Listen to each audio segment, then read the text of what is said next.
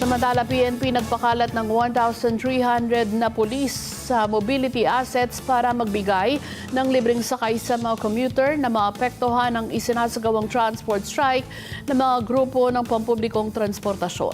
Civic Sumendak sa report.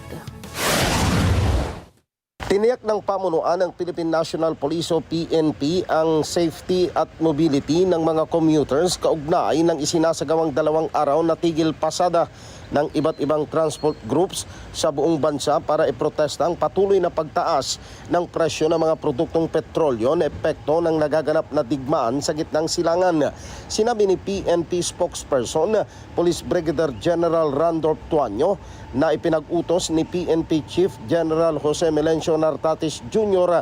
sa mga field units ng pambansang pulisya na gamitin ang 1,300 plus na mobility assets na kinabibilangan ng mga bus at trucks para magbigay ng libreng sakay sa mga may stranded na mga commuters. Sa kautusan po ni Chief PNP na si General Nartatis, supposedly yung ating pong original na mobility na 18 lamang, ito yung meron tayong mga bus and trucks. Ginawa na po ni Chief PNP na nationwide na 1,300 plus yung ating pong libreng sakay na binigay po sa ating mga kababayan para makapasok sila magmula sa kanilang tahanan at sa kanilang mga pagtatrabaho.